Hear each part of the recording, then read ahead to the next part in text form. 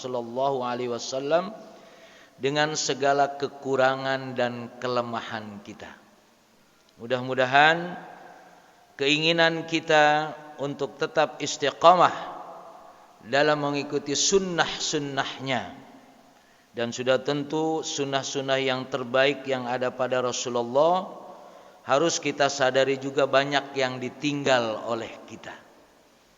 Maka mudah-mudahan bulan yang menjadi bagian yang mengingatkan kita untuk melihat lebih jauh betapa mulianya Nabi kita Muhammad sallallahu alaihi wasallam, dan kita pastikan tidak ada contoh yang terbaik untuk menjalani hidup kita ini kecuali Nabi kita Muhammad sallallahu alaihi wasallam. Pada pagi hari ini salah satu akhlak Nabi kita Muhammad sallallahu alaihi wasallam yaitu kaitannya dengan as-sakha wal karam, yaitu dermawan dan murah hati. Apa yang sudah Allah berikan kepada kita sudah tentu itu adalah titipan Allah. Seberapa kita mensyukuri dari apa yang sudah Allah berikan, maka akan muncullah seharusnya pada setiap diri kita adalah dermawan. Karena memang dermawan itu sebetulnya harus menjadi akhlak seorang muslim. As-sakha khuluqul muslim. Dengan kata lain, kalau dia tidak dermawan berarti bukan muslim. Kira-kira kalimatnya kalau kita balik begitu. Ya. Kalau ngaku muslim gampang saja ya. Tapi bagaimana mewujudkan kemusliman kita? Itu ada satu indikasi yaitu as-sakha, yaitu dermawan. Wal karam shimatuhu. Sedangkan murah hati itu adalah sebetulnya kaitan yang menjadi kebiasaan dalam hidup kita ini. Ya, minimal ketika ada sesuatu yang terjadi pada orang lain, minimal muncul rasa kasihan. Sekarang kadang-kadang orang susah, bodo amat, lu aja susah, yang penting gua senang kan itu. Sikap murah hatinya sudah hilang. Ya. Bahkan dia lebih senang mungkin bikin orang susah. Ada nggak orang yang bikin orang susah demen? Ada nggak? Ada Pak ya? Nah, cuma insya Allah nggak ada di sini gitu ya. Ya. Artinya ada manusia itu senang melihat orang lain susah, bahkan kalau perlu dibikin susah. Ya. Nah maka simatuhu minal khuluqil muslim itu adalah dia punya sikap merasa iba kepada yang lain. Maka dikatakan wal muslim la yakunu syahihan wala bakhilan. Syahih itu artinya adalah kikir. Kalau sahih, nah ini bedanya shin dengan shad. Syahihun itu kikir. Bakhil, medit, koret, buntut kasiran, medit, itu sahih. Tapi kalau sahih, sehat. Kaifa haluka sahih, jismuka sahih. Bedanya shad dengan shin. Nah, jangan salah nyebut nanti. Anta sahih, berarti ente pelit. Ya. Tapi anta sahih, ya, kamu sehat, kamu baik. Nah. Wala bakhil. Tidak ada pelit. Jadi kalau dia seorang muslim, tidak mungkin dia pelit dan kikir. Nah, ini sekarang menguji kita, enggak kikir, enggak pelit itu seperti apa? Ya. Ini syuhu wal bukhlu khuluqani damimani. Mansuhuma khubusun nafas wa dulmatul qalbi. Kikir dan pelit itu adalah dua akhlak. Akhlak itu tidak berarti selalu baik. Akhlak itu ada yang baik, ada yang buruk dalam istilah. Ya. Dua sifat tadi, asyukhlu wal bukhlu, pelit dan kikir tadi, dua sifat, dua akhlak yang hina. Ya. Munculnya dari mana? Kok ada pada manusia itu sifat pelit dan bakhil? Mana sumbernya yang menjadikan dia pelit dan bakhil? Khubsun nafsi wa dulmatul qalbi. Itu munculnya karena hatinya gelap dan jiwanya kotor. Maka di dalam tubuh kita ini ada yang namanya qalbun. Idza saluhat saluha sairul jasad wa idza fasadat fasada sairul jasad. Kalau hatinya sudah busuk, kira-kira gitu, ya. Hatinya sudah gelap, maka gerakan-gerakannya, aktivitas-aktivitasnya itu adalah akan negatif. Termasuk kaitannya dengan bukhlu wasyuhu ini, kaitannya dengan pelit dan kikir ini adalah sumbernya adalah khubsun nafsi wa dzulmatul qalbi. Jiwa yang kotor dan hati yang gelap. Wal muslim bi imani wa amali sholeh nafsu tahiratun qalbuhu musyrikun fayatanapa ma taharatin nafsihi. Nah, sedangkan kalau dia seorang muslim dan sudah tentu tidak pelit, tidak bakhil, tidak kikir, ya, itu yang harus dikembalikannya adalah seberapa kadar keimanannya. Dan lalu seberapa dari imannya itu menjadi motor sehingga dia beramal soleh. Makanya Quran selalu mengulang-ulang alladzina amanu wa amilus sholihat. Karena antara iman dan amal soleh ini dua hal yang gak bisa dipisahkan. Bahkan dikatakan al-imanu wal bukhlu, iman dan pelit itu gak bisa menyatu. Kalau dia beriman pasti tidak pelit. Kalau dia muslim pasti tidak pelit. Nah, maka yang menjadi ukurannya adalah kaifa kana imanuhu wa kaifa kana amaluhu bi imanihi. Seberapa iman dan amal soleh itu akan menggerakkan hidupnya. Tahiratun wa qalbu musyrikun, sehingga jiwanya akan bersih, ya, dan hatinya akan cemerlang. Fayatanapa ma taharati nafsihi. Maka kegelapan hati, kemudian keburukan hati akan hilang dengan iman dan amal soleh. Sudah tentu amal soleh nanti terlalu banyak amal soleh. Dalam pembahasan pagi hari ini kita hanya melihat amal soleh kaitannya dengan as-sakha wal karam. Wa in kana maradun qalbiyan aman la yuslamu minhu al-bashar.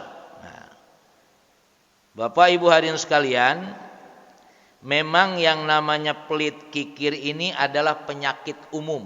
Semua manusia ada penyakit itu sebetulnya. Jadi kita ini punya penyakit itu. Maka penyakit itu yang menghilangkannya apa? Kalau bicara sakit itu kan biasanya kita ke dokter, ya. Tapi bicara penyakit ini dokternya kita sendiri. Ini penyakit umum, qalbiyan an.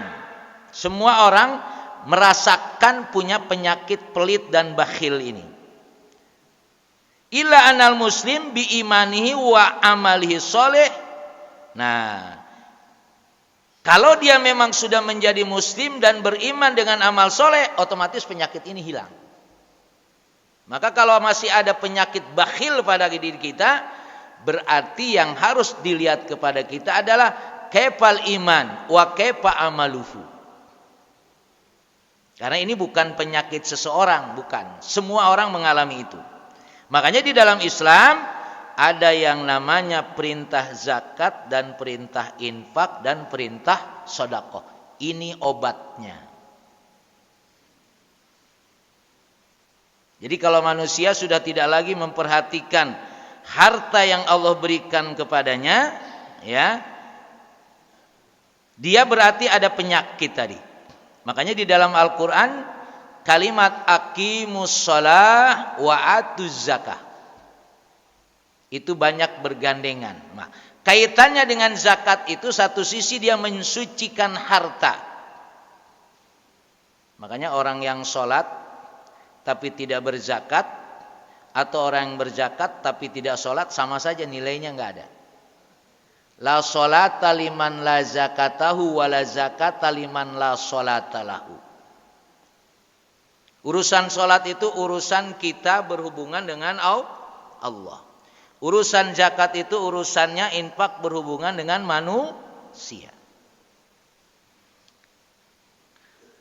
Maka penyakit pelit inilah yang dijadikan sebagai satu sikap yang harus hilang bagi orang yang sholat dan bagi orang yang berzakat atau berinfak. Baqihi Allah Ta'ala sirran hadada al-wabil liyu'addil lil falah wa yuhayyi'uhu lil fawzil ukhrawi. Ketika orang sudah melakukan sholat dan melakukan infak atau zakat, Allah akan menjaganya dari penyakit buruk ini. Apa penyakit buruk ini? Bakhil. Ya. Ini hadad da'il wabil, penyakit buruk yang membahayakan.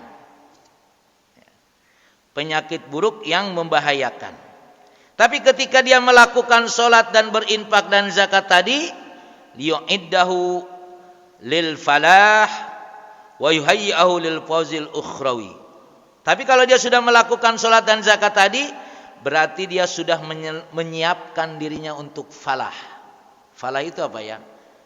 Falah itu ya bahagia, ya menang. Maka sholat itu kan bagian daripada kita untuk mendapatkan falah. Ketika Allah memanggil kita hayya 'alas shalah, lalu dilanjutkan dengan hayya 'alal falah. Maka tidak akan pernah terjadi orang yang tidak sholat bakal falah.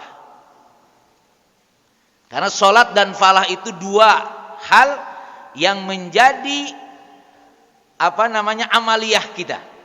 Ya soal penampilan sih boleh aja. Ya. Kebahagiaan itu kan dirasakan oleh diri kita. Kita seringkali kan melihat bahagia itu orang lain, sehingga kita nggak pernah bahagia. Oh dia tuh nggak sholat juga, rumahnya catnya ganti terus, mobilnya jangan ditanya. Ini giliran gue yang sholat kayaknya utang kagak lunas-lunas ini. Jadi kita menunjukkan kebahagiaannya kepada orang lain kembali kepada kita. Kalau sudah hayya 'alas shalah, hayya 'alal falah, termasuk tadi sholat itu tidak lepas daripada yang namanya infak atau zakat. Makanya aqimus shalah wa atuz zakat ini, kalimat zakat itu kalau kita belum sampai kepada nisab, berarti maknanya sodakoh atau infak. Karena kalau zakat kan ada haul dan nisab. Nah, ketika kita melakukan itu berarti kita mempersiapkan diri di dunia ini untuk menjadi al-falah.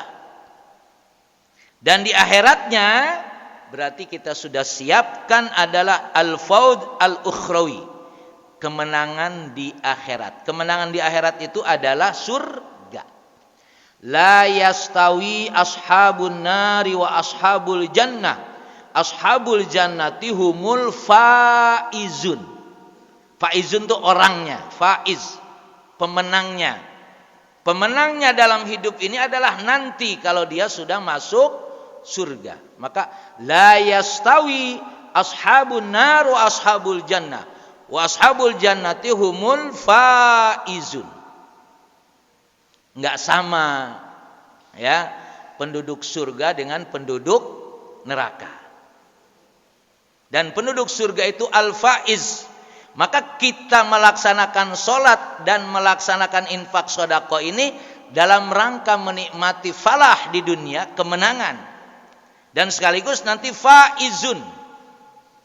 Kalimatnya berubah. Kalau di dunia ini falah, kalau di dunia ini faiz, menang. Kita ini kan sedang bertanding ibaratnya, sedang berperang ini. Kira-kira menang apa kalah?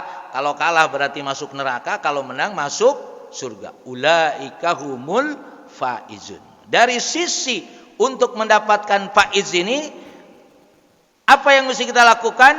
Salat dan zakat atau infak. Ini baru satu loh. Baru satu akhlak Rasulullah yang perlu kita kuatkan. Karena memang jamaah yang dimuliakan Allah Subhanahu wa taala, pertanyaannya sekali lagi, ada orang pelit ada ya? Setuju ya? Orang pelit ada. Oke. Memang kata Allah, innal insana khuliqa halu'an. Manusia itu asal pembuatannya memang sering mengeluh dan pelit. Dua nih. Ya. Sering mengeluh dan pelit. Halu'an. Jadi dasarnya diciptakan manusia yang begitu. Idza masahu syarru jazu'an. Kalau dia diuji keburukan, dia juga selalu keluh kesah. Ada nggak yang demen sakit di sini? Kalau kita sakit, alhamdulillah, atau ya kesel-kesel dikit ya? Sakit dah. Ya? Nah, Pak, mestinya alhamdulillah. Ya. Karena sakit itu cara Allah menggugurkan dosa. Maka yang sehat-sehat dulu hati-hati. Iya, kalau nggak ada dosa.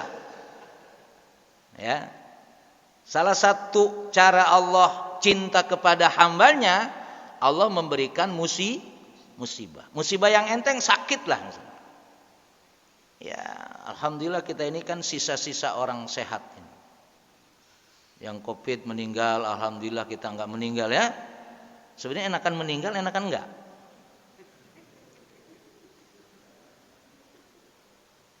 Bapak yakin nggak kalau kena COVID itu syahid? Orang kena COVID syahid, yakin nggak? Syahid lah. Kalau syahid kenapa nggak mati kemarin? Iya kan ya? Bisa jadi ketika COVID datang itu dalam rangka Allah supaya orang banyak mati syahid. Walaupun juga bisa jadi orang yang banyak merasakan kehidupan ini begitu berat sehingga rajin mengeluh. Alhamdulillah kita selamat itu. Tapi kan perjalanan kita belum jelas ini. Wah, mudah-mudahan datang COVID lagi itu ya, biar nanti matinya syahid. Ya enggak mesti begitu juga. Ya. Wa idza masaul khairu manu'a. Tadi kalau Allah berikan ujian, tetap saja dia mengeluh. Tapi ketika diberikan kebaikan, wa idza masaul khairu manu'a. Manu'a itu diterjemahkan kaitannya dengan ini adalah menolak kebaikan. Kalau dari sisi harta dia menjadi pelit. Ada orang sering berdoa, ya Allah berikan aku rezeki yang banyak, ya Allah. Diberikan oleh Allah rezeki yang banyak, tapi pelitnya nambah banyak. Kalau kata orang kampung, sampai ubun-ubun pelitnya. Diminta dosanya aja kagak mau. Jadi kebaikan yang Allah berikan kepada kita, manu'ah. Kalau itu kan kisah Sa'labah ya. Ingat kisah Sa'labah ya? Sa'labah yang tadinya rajin ke masjid ketika miskin. Ya. Kenapa dia rajin ke masjid ketika miskin? Ya, makanya kadang-kadang yang rajin ke masjidnya orang-orang miskin sebetulnya nih. Ya, kalau nggak ke masjid gimana? Coba orang-orang kaya, kira-kira gitu ya. Cuma kita alhamdulillah nggak miskin-miskin banget juga kan. Cuma ya dekat ke miskinnya ada gitu kan. Tidak sibuk dengan urusan dunia. Sa'labah rajin ke masjid dia. Begitu selesai sholat langsung kabur. Karena apa? Dia bilang sarung saya cuma satu. Istri saya di rumah nungguin. Makanya doain saya Rasulullah biar jadi orang kaya.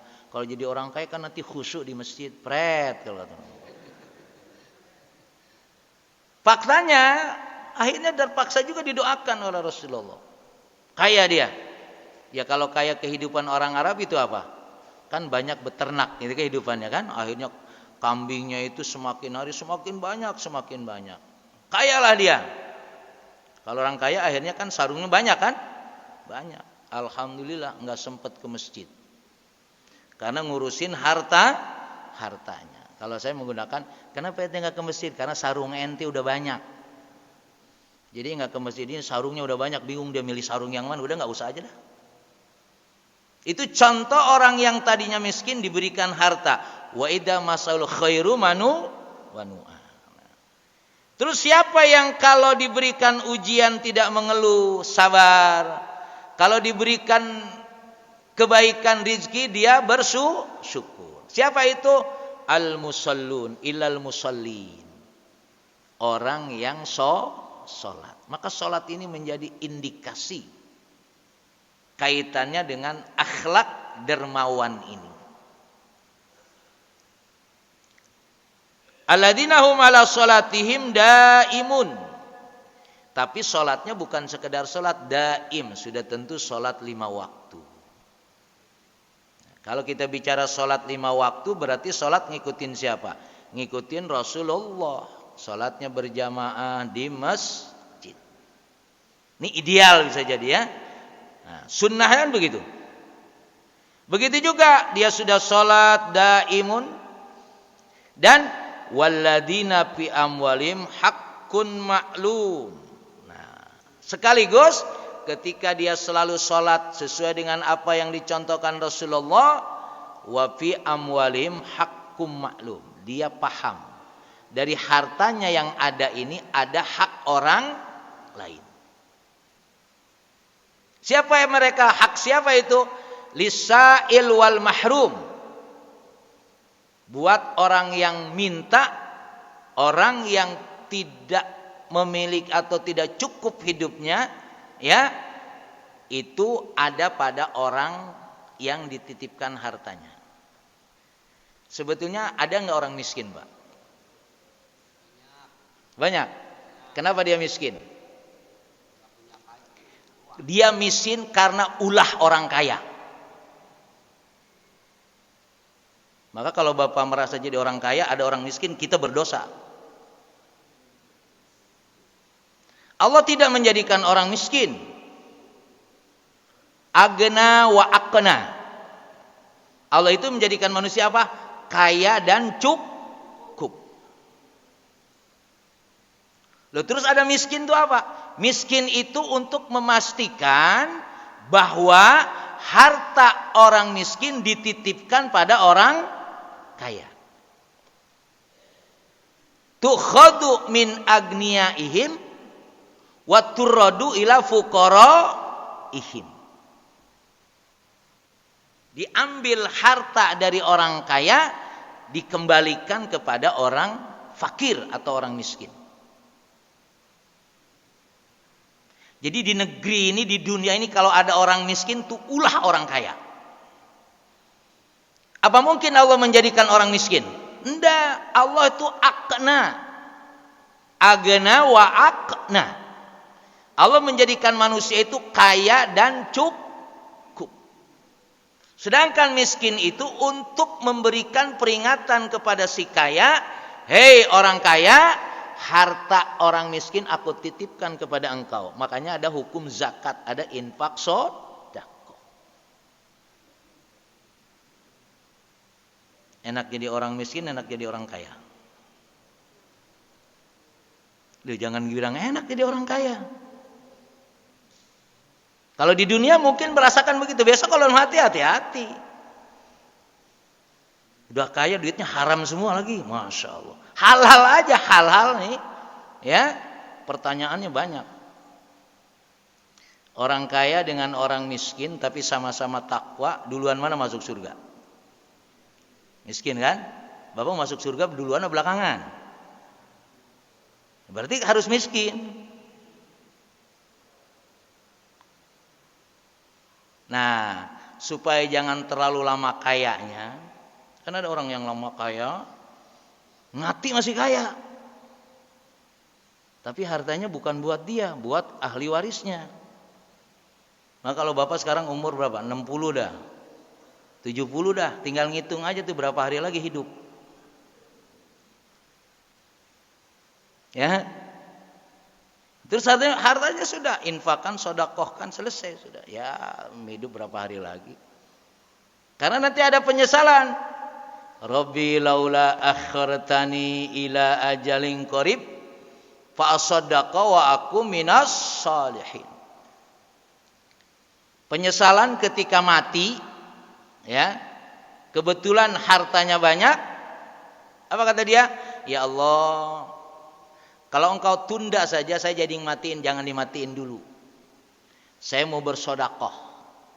Sehingga kalau saya bersodakoh jadi orang soleh. Itu ngomongnya udah dead. Udah mati. Makanya tinggal itu sekarang. Kalau masih punya rumah 3, anaknya 2, ya buru-buru tuh yang 1 tuh suruh pergi tuh. Titipkan. Karena orang miskin itu ternyata adalah bukan orang yang gak punya. Orang miskin itu adalah orang yang tidak menitipkan hartanya diinfakkan atau disedekahkan. Tapi terasanya besok kalau udah mati. Rabbi laula akhartani fa asaddaqa wa akum minas shalihin. Salah satu penyesalan ketika orang meninggal itu adalah dia tidak memaksimalkan sedekahnya ketika hidupnya. Nah, maka tadi khudh min amalihim shadaqatan tutahhiruhum wa tuzakkihim biha. Makanya tadi Allah memberikan kehidupan ini cukup. Sedangkan kalimat miskin itu dalam Al-Quran, makanya adanya di surat At-Taubah ayat 60 ya. Itu adalah orang-orang yang menjadi 8 asnaf itu. Sumbernya dari mana? Dari orang kaya. Jadi kita kalau Bapak merasa kaya ini, jangan merasa aman. Karena ada titipan harta tadi. Ya. Kita yakini Allah, saya yakin betul Allah tidak menjadikan orang miskin. Memang tidak menjadikan dengan dalil-dalil itu. Agna wa aqna. Agna, Allah jadikan seseorang itu kaya, Allah jadikan seseorang itu cukup.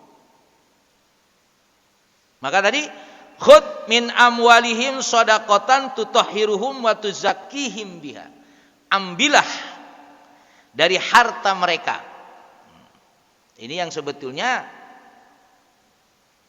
zakat itu yang mengelola ya negara. Sebagaimana negara mengelola pajak. Kalau pajak naik terus kan?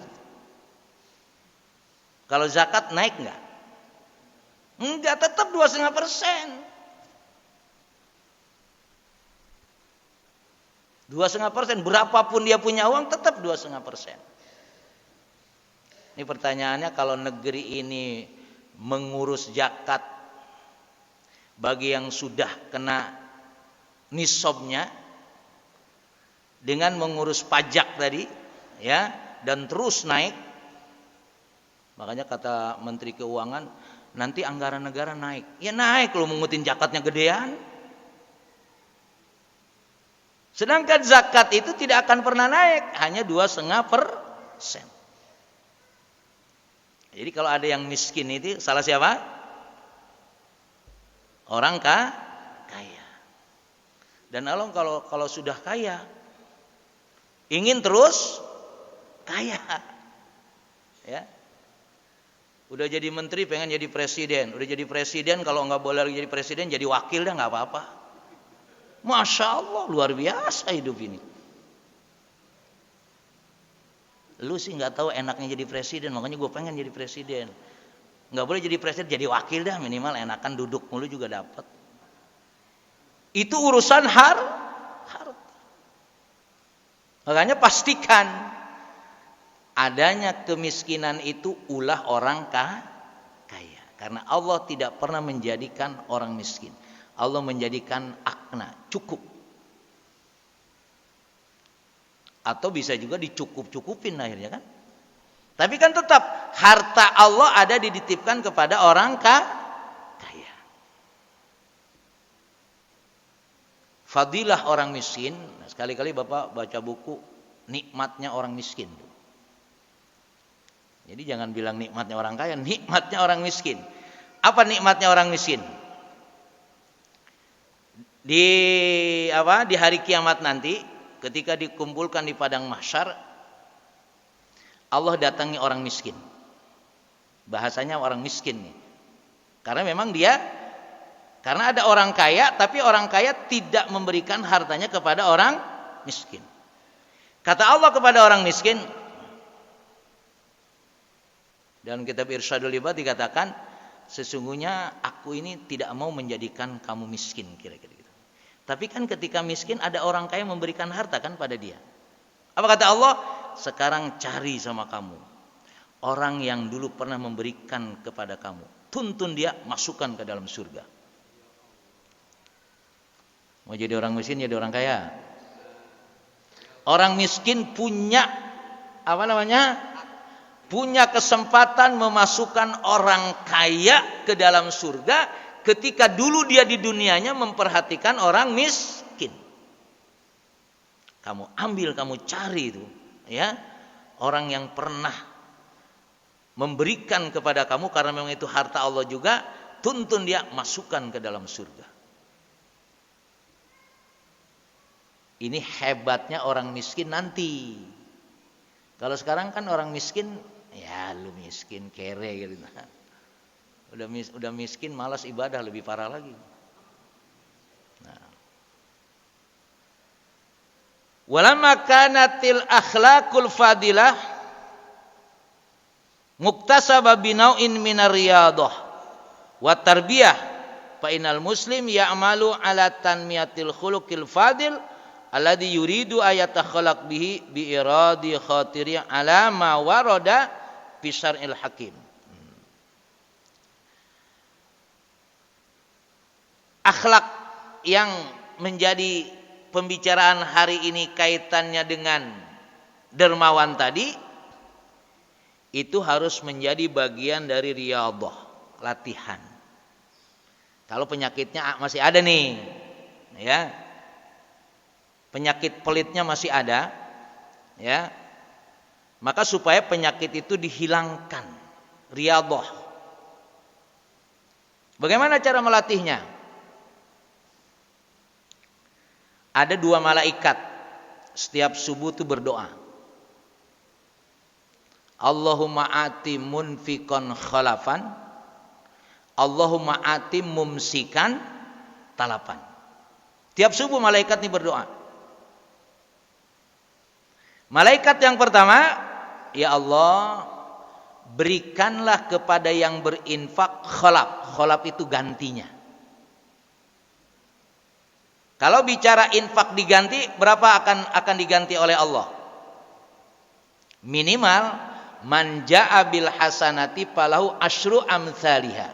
Minimal tuh. Allah akan balas 10 kali lipat.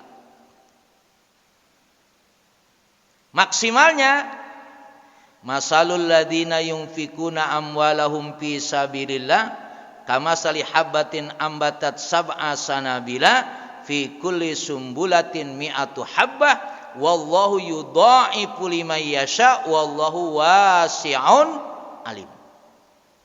10 700 berlipat-lipat. Ini janji Allah loh.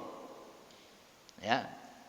Jadi memang kalau orang tuh masih medit koret, benar-benar memang kata Allah, ya Allah udah gak janjiin tuh, gua ganti 10, gua ganti 700, bahkan berlipat-lipat. Dalam hadis qudsi adalah anfik unfik. Dalam hadis qudsi dikatakan anfik unfik. Ente berinfak, aku berinfak lagi kepada kamu. Kata Allah begitu. Berarti infak Allah kepada kita berapa? Minimal 10. 700 berlipat-lipat. Nah, makanya doa malaikat di pagi hari ini tiap pagi malaikat berdoa. Allahumma ati munfiqan khalafan. Ya Allah, berikanlah kepada yang berinfak tadi khalaf, pengganti. Masya Allah, doanya luar biasa. Tapi doa yang satu lagi mengerikan, Pak. Apa kata malaikat yang satu lagi? Allahumma ati mumsikan talafan. Ya Allah, berikanlah kepada yang mumsik. Mumsik itu dipegangin mulu. Ya, pegangin mulu mumsik. Talafan, hancur hartanya. Yang kedua ada ngeri nih. Allah, yang berdoa malaikat ini. Mumsikan talafan. Saya pernah naik angkot, Ini sering saya ceritakan ini. Angkot begitu di lampu merah ngelemparin duit itu 2.000 perak sama yang minta-minta. Ente ngapain ngasih-ngasih segala gitu? Ya Pak Haji, anggap aja uang sial. Ini bahasa preman nih Pak. Daripada saya ditilang polisi, mending saya kasihin sama minta-minta. Itu bahasa preman. Tapi bahasa hadis tadi, pagi-pagi kita mestinya sudah berinfak supaya kita tidak mendapatkan doa malaikat yang kedua tadi. Walau hanya sehari 1.000. Kalau bisa sehari 10 juta, alhamdulillah. Kalau nggak bisa berarti 1 juta. Hilangin nolnya 1.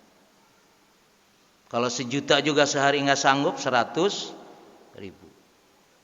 100.000 ngeri juga, ya. 10.000. 10.000 juga masih ngitungnya rada berat, ya udah 1.000. 1.000 juga enggak, innalillahi wa inna ilaihi rajiun. Jadi 1.000 itu paling tidak tadi kalau kata bahasa supir apa, angkot, uang sial, supaya doa malaikat yang kedua tuh enggak kena ke kita. Ini dalam rangka menghilangkan penyakit pelit. Karena kalau udah urusan duit tadi dikasih juga manu'a, tetap akan pelit. Makanya sebetulnya apa yang sudah ada pada kita itu insya Allah cukup. Gaya hidup kita adalah salah satunya gaya hidup kita itu adalah setiap subuh berinfak. Walau one day 1,000. Walau setiap hari tuh kotaknya banyak banget kotaknya tuh. Ya. Kotak udah ngeliatin kita aja pagi-pagi itu. Malaikat ada kali di dalam kotak itu kira-kira. Allahumma ati munfiqan khalafan, Allahumma ati mumsikan talapan. Karena penyakit ini luar biasa. Nah.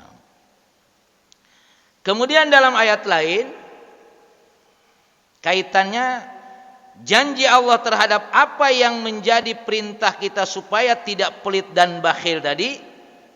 Fa amma man a'ta wattaqa wa saddaqa bil husna fasanu yassiruhu lil yusra.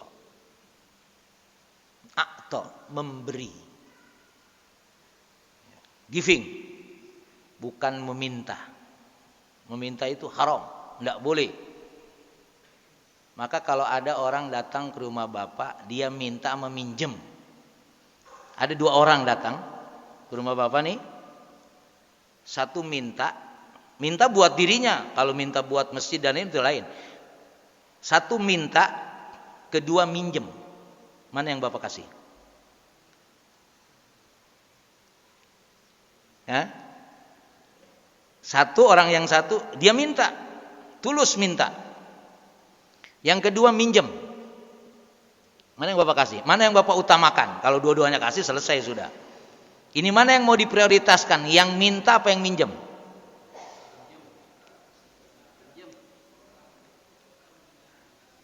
Hah? Kalau minjem susah naginya. Ya.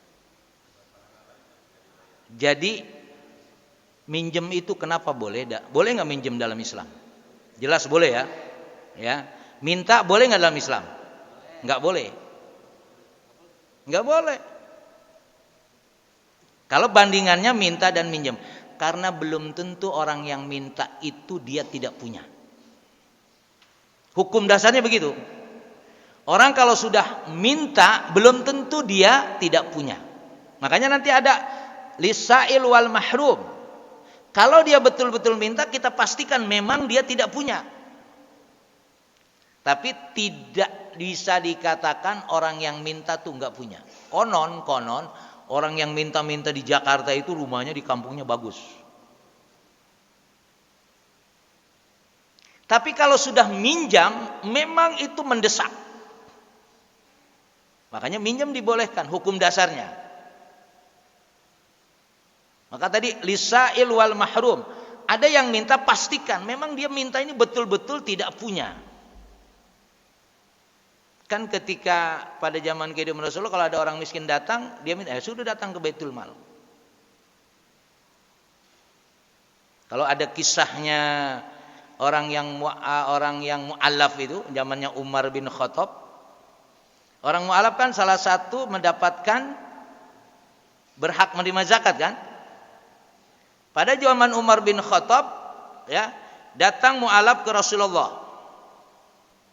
Minta hak karena dia mu'allaf. Dibuat apa namanya? Dibuat surat lah ke Bang kamu. Memo. Nah, kamu datang ke sono. Ke Baitul Mal. Diberikanlah apa namanya memo itu ke Umar. Sama Umar disobek tuh surat itu. Surat dari presiden disobek sama Umar. Nabi kan presiden kira-kira kan, disobek sama Umar. Kata Umar, kalau kamu hanya jadi mu'alaf mau terima zakat, sudah tidak ada lagi. Sudah terserah lu mau Islam mau enggak, kasarnya begitu. Karena waktu itu posisi muslim sudah kuat. Waktu zaman Umar tuh mu'alaf tidak berhak menerima zakat ketika dia mu'alaf hanya untuk mendapatkan zakat.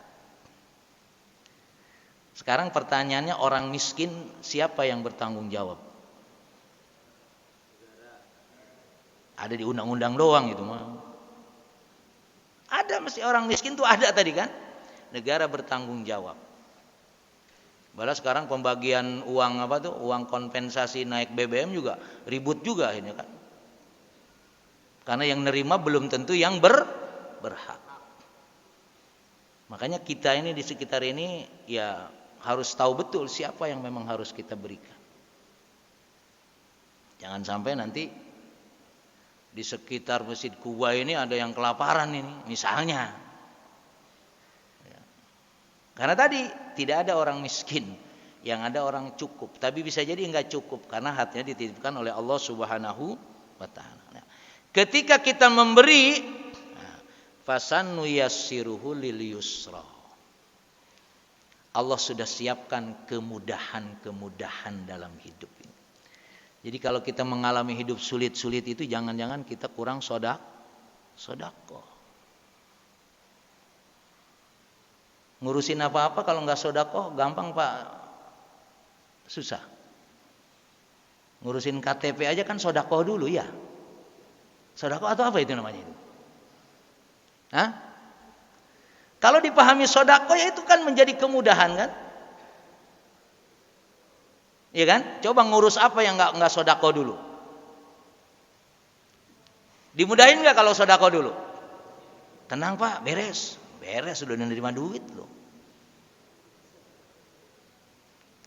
Itu dalam pengertian urusan manusia dengan manusia. Kalau kita kembali kepada apa yang Allah yakinkan kepada kita, fasanu yasiru lilusra, ketika dia memberi, kemudahan sudah Allah siapkan. Kemudahan apa? Ya kemudahan kan nanti dalam keadaan tertentu kita ada kesulitan kan? Kita selalu tidak ada mudah, ada kesulitan. Tapi ketika itu kesulitan akan Allah mudahkan ketika kita a'ta wattaqa. Dalam surat Al-Lail. Tapi sebaliknya, wa amman bakhila. Tapi siapa yang pelit? Pelit itu ukurannya tadilah gampangnya itu ya 1000 aja sehari dia nggak berani sedekah. Kira-kira gampangnya begitu loh. Ya kalau more than it, kalau lebih banyak dari itu, masya Allah. Jadi sebetulnya kita bisa nggak sehari 1000 itu? Ini yang kecil aja. Bisa kan? Tapi melakukan atau tidak?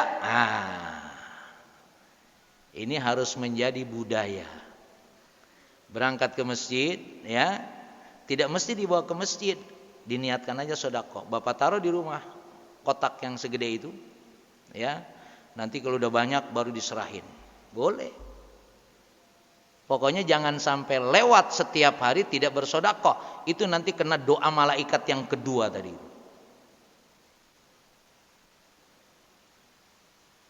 Ngeri kan sebetulnya. Cuma sudah tentu kita tidak bisa merasakan doanya Allahumma ati mumsikan talapan, hancur hartanya, prosesnya panjang sudah tentu. Ya. Makanya disinilah dididik kepada kita diusahakan memberi. Minta enggak boleh. Nyolong apalagi.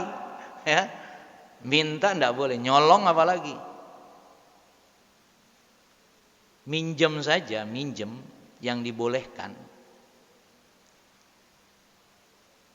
Lalu kita enggak bayar, wah itu di akhirat tuh ditungguin itu. Ketika ada orang meninggal, Pak, ya, yang ditanya oleh Rasul apa kepada yang meninggal itu? Apa Rasul nanya, apakah ini orang Muslim ya? Apakah dia sholat? Enggak ditanya tuh. Apakah mayit ini pergi haji? Enggak. Apa yang ditanya? Apakah mayit ini punya hutang atau tidak? Itu yang ditanyakan Rasul begitu. Dalam satu riwayat begitu. Punya ya Rasulullah. Nah kalau punya, ente sholatin. Saya nggak mau nyolatin. Kata Rasul begitu.